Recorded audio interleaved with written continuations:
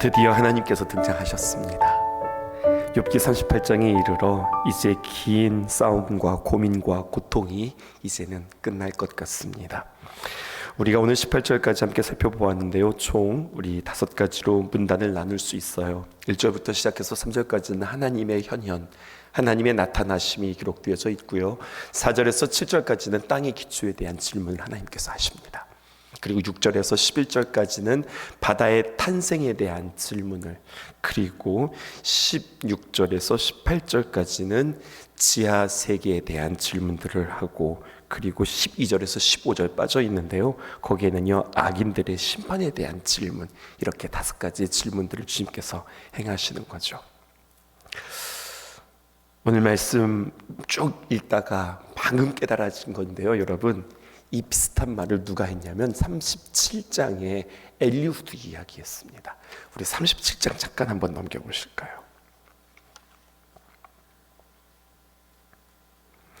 37장 여러 군데를 찾아볼 수 있지만 우리 여기서 한번 찾아보십시다. 37장 5절입니다.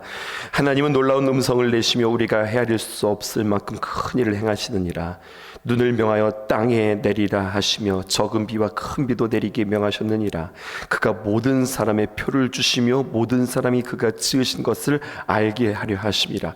그러나 짐승들은 땅속에 들어가 그 초소에 머무느니라. 폭풍은 그 밀실에서 나오고 추위는 북풍으로 타고 나오느니라. 하나님의 입김이 얼음을 얼게 하고 물의 너비를 줄어들게 하느니라. 또한 그는 구름의 습기를 실으시고 그의 번개로 구름을 흩으시게 하시느니라 하면서 이 천지창조의 오묘함을 엘리후드 이야기하고 있어요. 근데 여러분, 제가 지금 이것을 읽어드린 이유가 뭔 줄 알아요? 차원이 틀리죠. 깊이가 다르죠. 하나님이 말하는 것과 사람이 말하는 것과 달라요. 비슷한 주제를 가지고, 비슷한 천지의 창조를 가지고, 만물의 운행함을 가지고서 이야기하고 있는데, 사람이 말하는 것과 하나님께서 말하는 것이 틀려요. 제가 말이죠, 아기를 낳는 것에 대해서 설명한다고 생각해 보세요. 제가 아기를 낳는데요, 여러분, 아기를 어떻게 낳는 줄 아세요? 몸을 어떻게 트는 줄 아세요? 배가 어떻게 아픈 줄 아세요?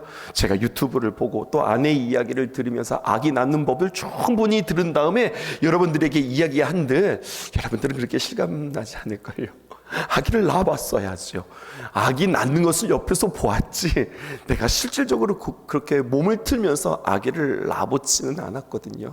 그러니까 아주 실감나게 이야기한들 그 말의 능력은 없을 겁니다. 마찬가지죠. 직접 지으시고 직접 창조하시고 온 우주 만물을 운행하시는 하나님께서 말씀하기 시작하세요. 말씀하시는 이 대목에 우리는 4가지 중요한 점을 발견할 수 있게 되었습니다. 첫 번째는요, 하나님께서 시내산에서 말씀하실 때는요, 모세를 통하여서 이스라엘 백성들에게 십계명을 주셨어요.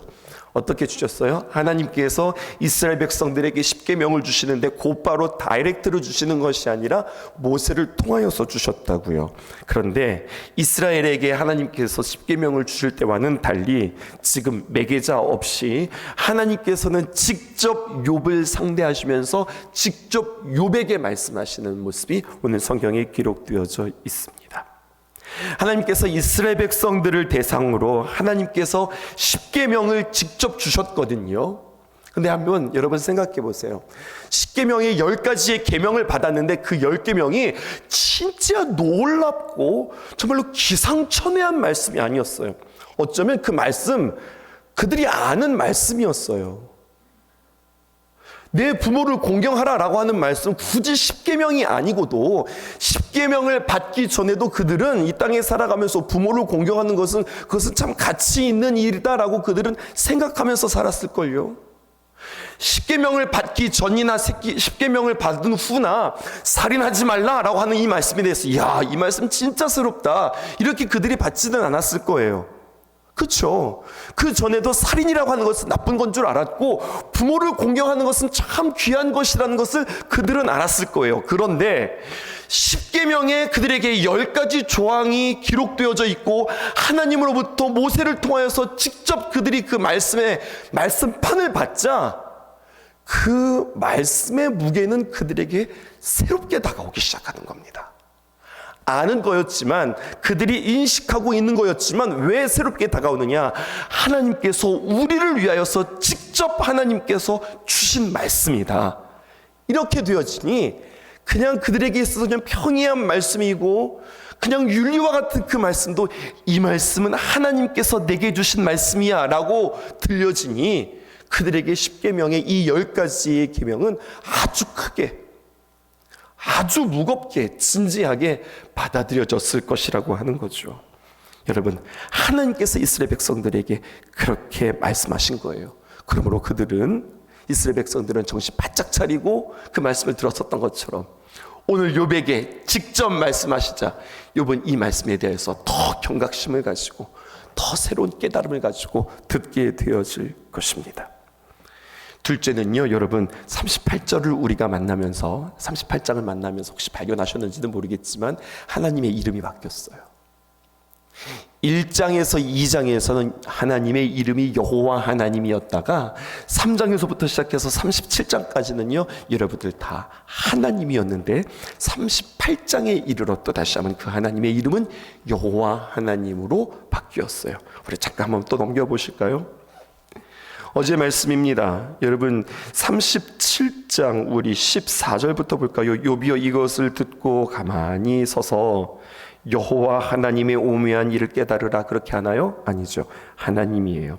하나님이 이런 것들에게 명하여서, 또 하나님을 표현하는데 다 하나님이라고 표현하지만 이제 38장에 이르러 1절에 그때의 여호와께서 이렇게 표현하고 있습니다. 우리는 창세기를 통하여서 하나님과 여호와 하나님의 차이점 여러분들 구분하실 수 있으시지요? 여호와 하나님 어떤 뜻이라 하였습니까?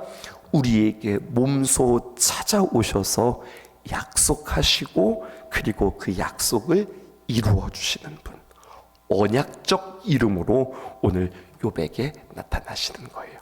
이것도 우리에게 새로운 특징이라 할 수 있겠습니다.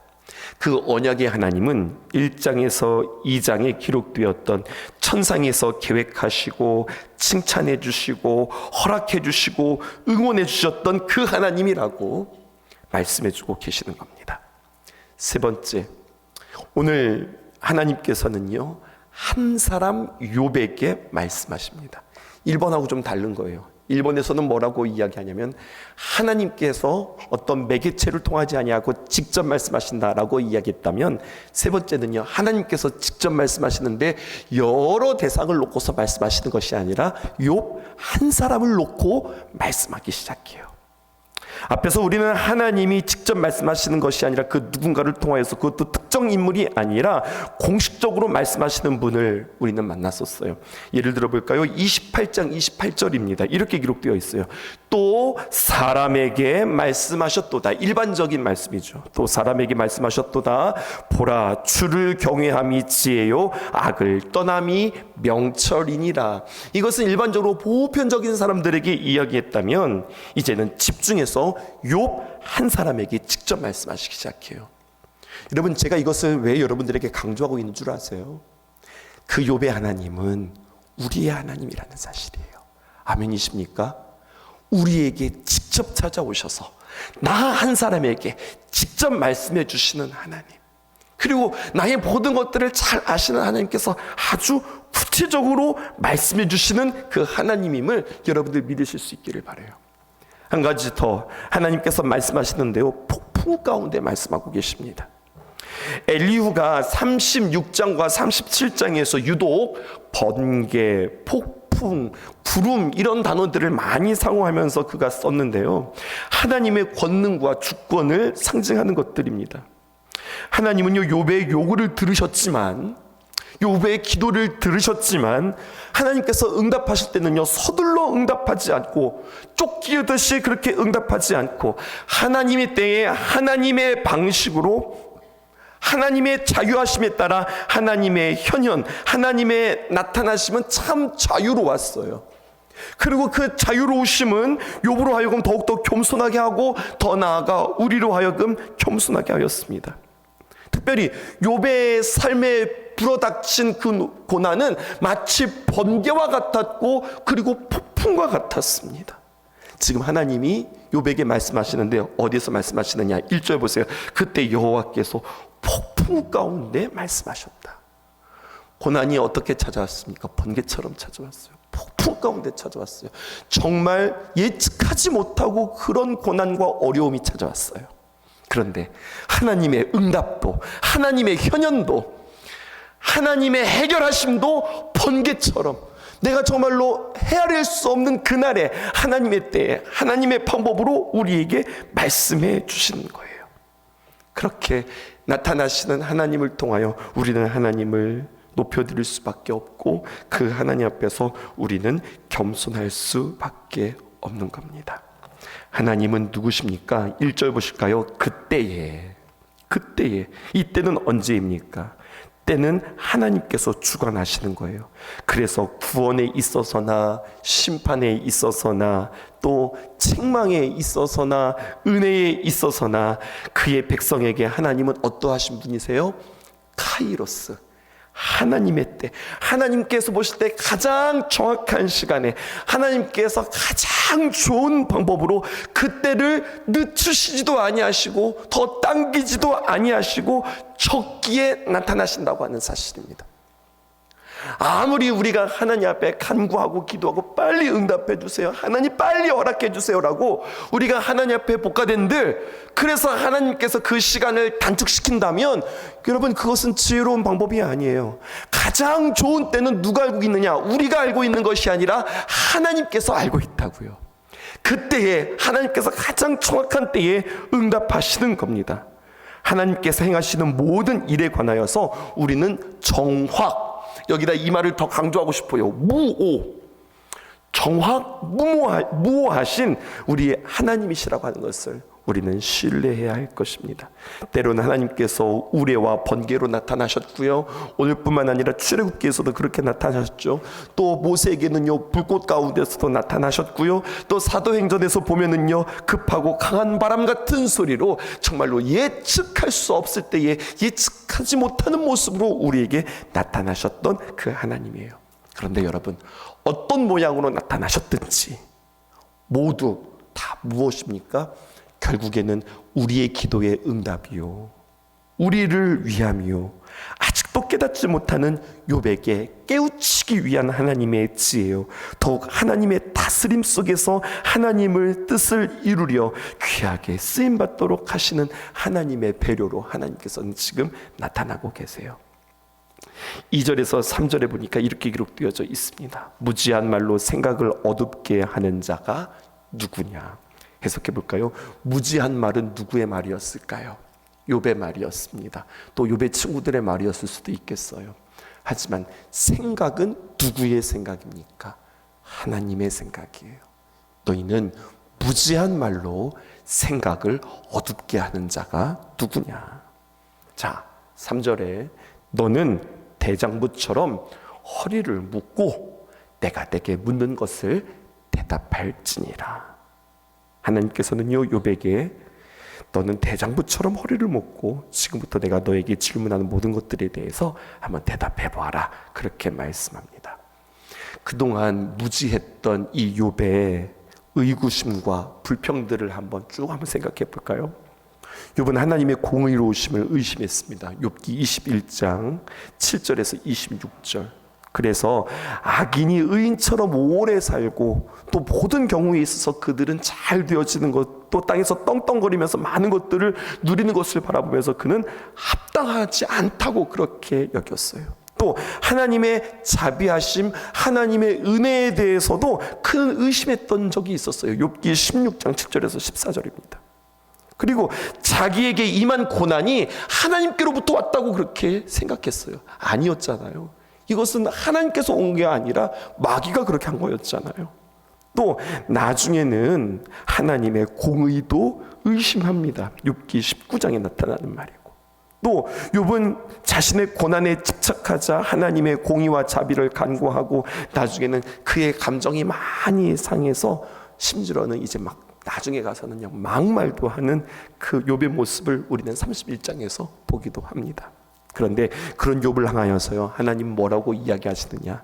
옛날에 욥은 참 온전하고 정직하고 하나님을 경외하고 악에서 떠난 자였는데, 이렇게 이야기하지 않고 욥 전체를 가리켜서 욥은 온전하고 정직하고 하나님을 경외하고 악에서 떠난 자란다, 이렇게 말씀하고 계시는 거예요.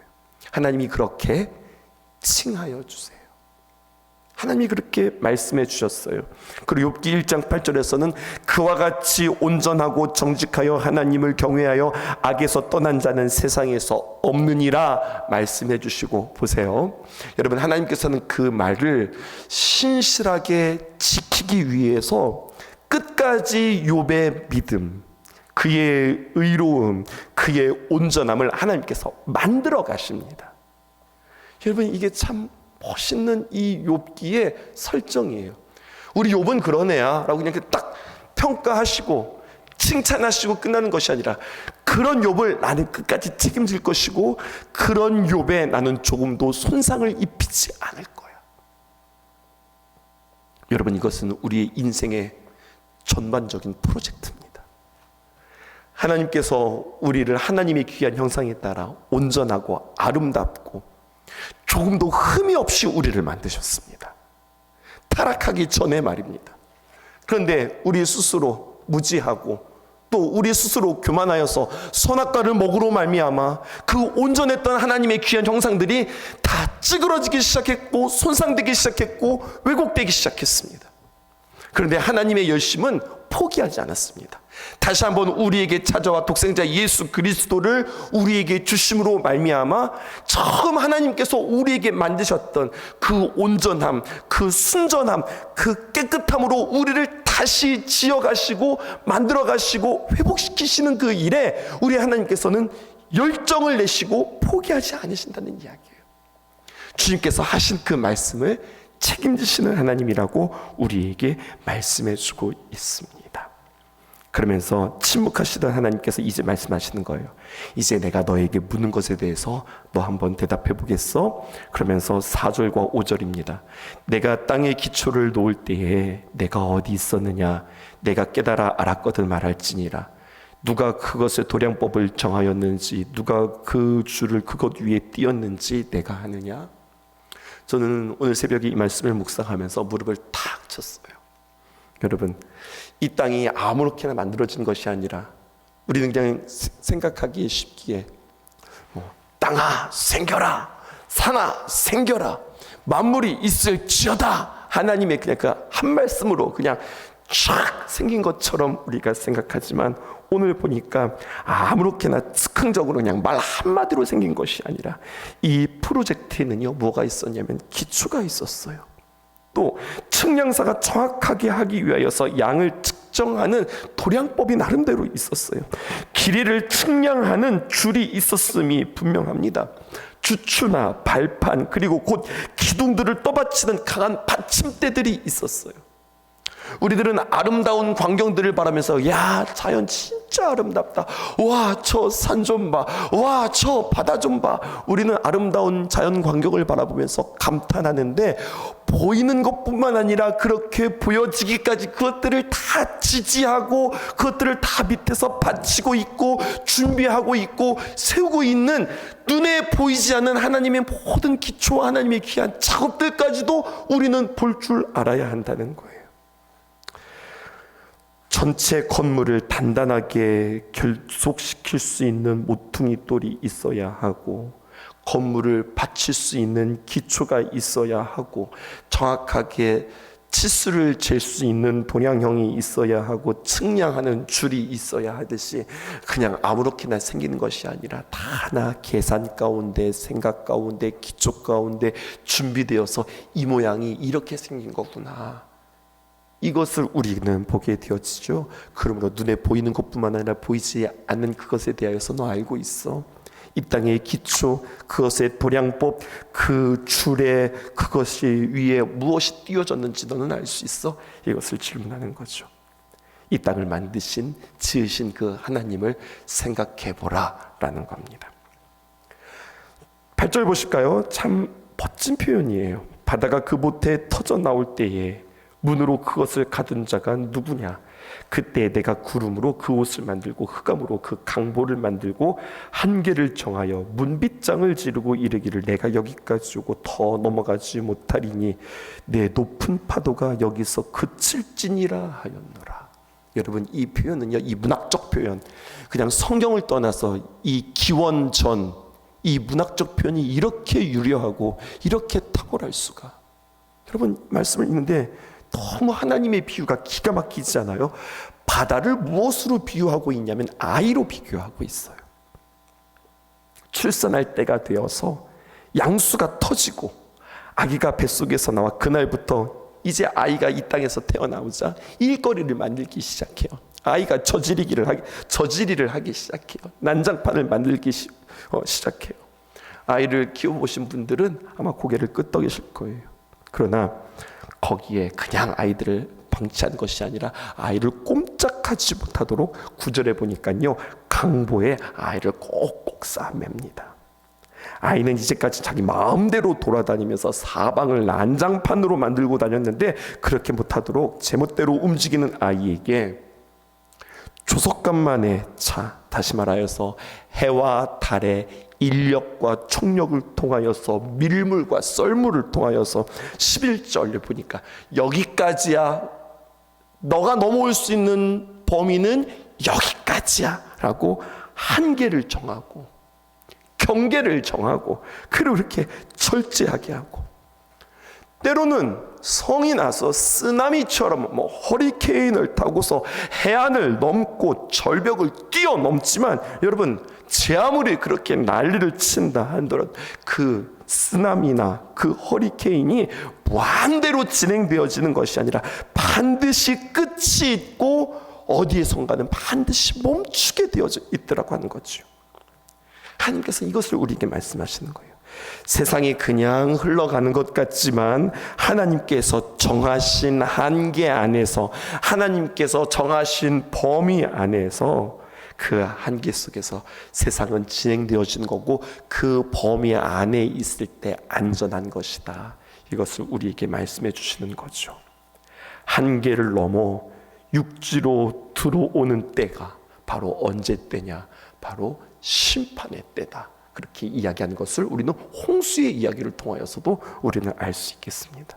보세요. 하나님께서 만드신 창조물을 측량할 사람이 없고, 눈에 보이지 않는 하늘과 바다를 측량할 사람이 없고, 눈에 보이는 땅도 측량할 사람이 없으며, 사람의 지혜와 또 사람의 능력은 어떻게 이런 경계를 정하셨지? 어떻게 바닷물을 밀고 당기기를 하시지? 어떻게 이것들을 잠재우시지? 어떻게 이것들을 불러일으키셨지? 이것에 대하여서 욥은 어떤 말도 할 수 없는 겁니다. 욥의 무지가 드러났고요, 욥뿐만 아니라 욥의 친구들도 이 말을 들었으면 아무 말도 하지 못했을 거예요. 그런데 오늘 이 말씀을 보면서, 거봐, 그러니까 너희들은 하나님 앞에서 까불지 마, 이런 하나님의 말씀이 아니라 하나님은요, 이걸 더 원하시는 거예요.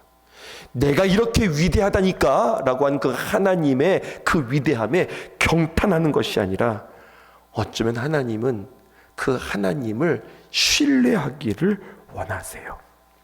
다시 말하여서 그 전지전능하신 하나님께서, 그 크신 하나님께서 정말로 미물인 욥이 버릇없이 하나님 앞에 막 이야기하고 원망하고, 그게 하나님의 생각이 맞는 겁니까? 하나님 도대체 지금 제정신이신 겁니까? 라면서 무슨 말을 한다 할지라도 그 전능하신 하나님께서 가만히 계시다가 하나님의 때에 하나님의 방법으로 그 미물인 욥을 깨우치고, 그리고 그 욥을 깨닫게 하고자 직접 찾아오셔서 하나님께서 직접 물어보시며, 너 대답할 수 있겠어? 너 알겠어? 그 하나님의 그 인자하시고 따뜻하시며 그러면서도 위엄이 있고 강하신 그 하나님의 귀한 말씀 앞에 그 하나님이 나타나신 뒤에, 그런데 그거 알겠니? 내 한 사람이 얼마나 귀중한지, 너 한 사람이 얼마나 소중한지 나는 기다리고 참고 직접 너에게로 와 나는 너에게 말을 건넨다. 여러분, 이게 복음이에요. 여러분, 이것이 복음입니다. 나를 구원하시기 위해서 전지전능하신 그 하나님께서 인간의 몸을 입고 이 땅에 태어나셔서, 오늘도 강보라고 하는 표현이 있었지만 여러분, 강보에 쌓였다, 여러 가지 많은 표현들이 있을 수 있겠어요. 그 자유로우신 그 하나님께서 어린 아이의 육체의 한계를 입고 오셔서 우리를 구원하시기 위해서 그 더러움 가운데 바둥바둥거리며 그 육체의 한계를 그는 몸소 본인이 받으시고 우리를 구원하시기 위해서 이 땅에 오신 그 주님을 우리는 만나며, 주님은 그 하나님이 이렇게 위대하시다니까가 아니라 그 하나님이 우리를 이렇게 사랑하신다니까 라고 하는 그 하나님의 마음에 그 믿음, 그 신뢰, 그렇지, 하나님이 우리를 이렇게 사랑하시지, 하나님이 우리를 이렇게 귀하게 여기시지라고 하는 그 믿음을 주님께서는 듣기를 원하시는 분이라는 겁니다. 하나님이 나를 향한 하나님의 사랑을 말씀하시며 기다리시며 인내하시며 우리를 빚어가시는 하나님의 그 사랑의 세데레나데가 이제 시작되어지는 것 같아요. 까부지 말고 조용히 해, 너 이거 알아? 너 이거 할 수 있어? 뭐 이렇게 하는 그 하나님이 아니라 오히려 하나님의 마음을 살짝 우리에게 보여주시는 그 하나님의 따뜻하심과 그 크심, 정말로 아이러니하죠. 그 크신 하나님께서 너무나도 작게, 그 두려우신 하나님께서 너무나도 친절하고 따뜻하게 오셔서 한 인간을 설득하시는 그 아름다운 복음의 말씀이 오늘도 기록되어져 있습니다. 이 말씀 앞에 여러분 한 문장 한 문장 한번 곱씹어 보세요. 그러면요, 이 말씀에 아주 진귀한 표현들이 많이 담겨져 있습니다. 시간이 없어서 그것들을 다 여러분들과 나누지 못했는데 그 은혜들이 오늘 여러분들 드디어 우리 하나님 나타나셨으니 좀 더 깊이 한 문장 한 문장, 한 단어 한 단어 보시면서 여러분들 이 욥기의 묘미를 맛볼 수 있기를 주님의 이름으로 축복합니다. 기도 제목 세 가지 나눕니다. 첫 번째, 나에게 말씀하시는 신실하신 여호와 하나님을 기다릴 줄 알게 하소서. 두 번째, 만물의 경계를 지으시고 질서를 잡으시는 하나님의 창조의 섭리를 깨달으며, 마찬가지죠, 우리 자신도 나의 삶의 경계, 나의 질서를 주님 안에서 온전하게 세워가게 하소서. 여러분, 질서 있는 것이 아름다운 겁니다. 절제하는 것이 아름다운 겁니다. 선을 넘지 않는 것, 어떤 선을 정하는 것, 이것은 참 우리에게 귀한 것 같아요. 나는 그냥 막 살아가는가, 아니면 나에게 어떤 원칙과 선이 있는가, 절제가 있는가, 이것들을 한번 생각해 보셨으면 좋겠어요. 세 번째, 우리 앞에서 우리 자신을 발견함으로 겸손의 자세를 배우고 하늘의 지혜를 얻게 하소서. 욥은 오늘 하나님 만나잖아요. 욥에게는요, 사명이 생기는 거예요. 아, 내가 이런 하나님을 받고 내가 진짜 무식했구나. 이것으로 끝나는 게 아니라 욥의 사명은 무엇일까요? 친구들에게 가서 친구들이 욥에게 한 것처럼 하지 말고 다른 방법으로 그들을 섬기며 그들에게 또한 무지한 그들을 깨우치는 사명이 욥에게 있을 거예요. 그래서 나중에 살펴보지만 그는 그 친구들을 위하여서 기도하거든요. 그런 장면들이 나타납니다. 마찬가지예요. 우리도 하나님 앞에서 우리 자신을 발견함으로 겸손의 자세를 배우고 하늘의 지혜를 얻어 그 하늘의 귀한 지혜의 전달자 될 수 있도록 주님 도우소서 기도하는 저와 여러분들 되어지기를 주님의 이름으로 축복합니다. 기도하겠습니다.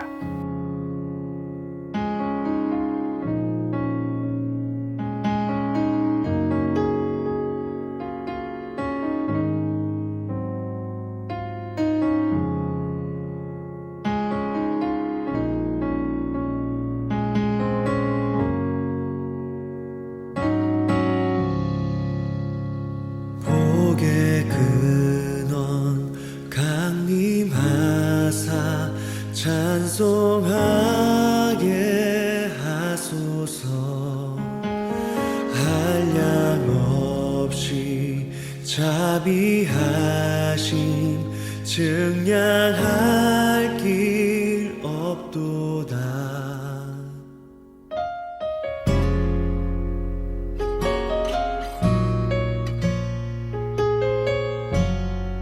같이 고백하겠습니다. 복의 근원 강림하사, 복의 근원 강림하사 찬송하게 하소서. 한량없이 자비하심 증량할 길 없도다. 천사들의 찬송가를 내게 가르치소서. 구속하신 그 사랑을 항상 찬송합니다. 주의 크신 도움 받아 이때까지 왔으니 이와 같이 천국에도 이르기를 바라네. 하나님의 품을 떠나 죄에 빠진 우리를 예수 구원하시려고 보혈 흘려 주셨네.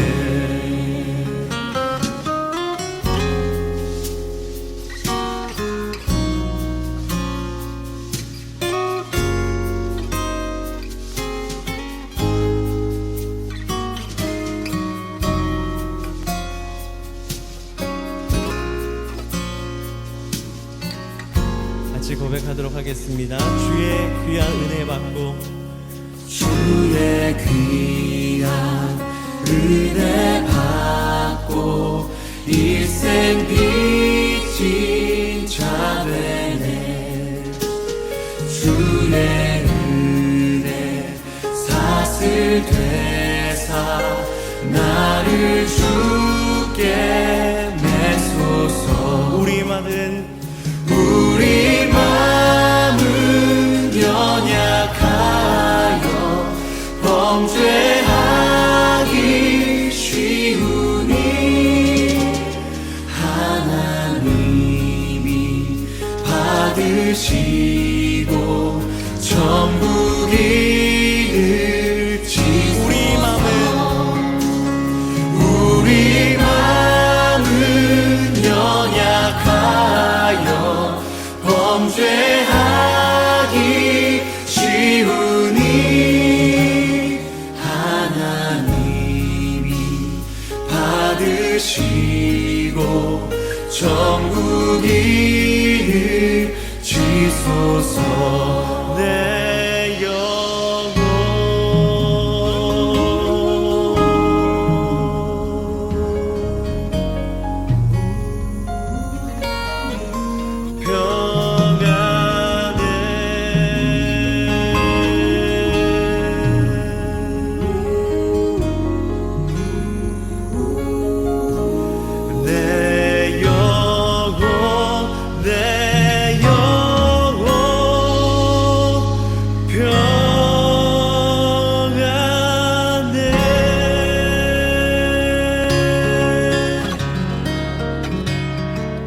우리 이 시간 다 같이 우리를 또 진리로 하나님의 영으로 가르치실 주님, 저 그분에게 우리의 삶을 좀 의지하면서 이 믿음의 고백 같이 해나가면 좋겠습니다. 같이 찬양하겠습니다. 우리 같이 내 평생에 가는 이 숱하나여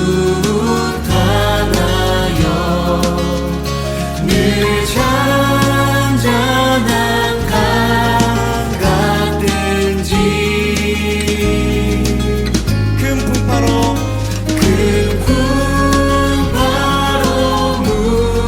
무섭고 어렵든지 나의 영혼은 늘 변하다.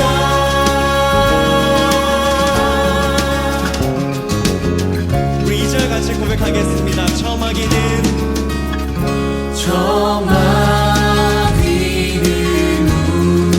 우리를 사랑하여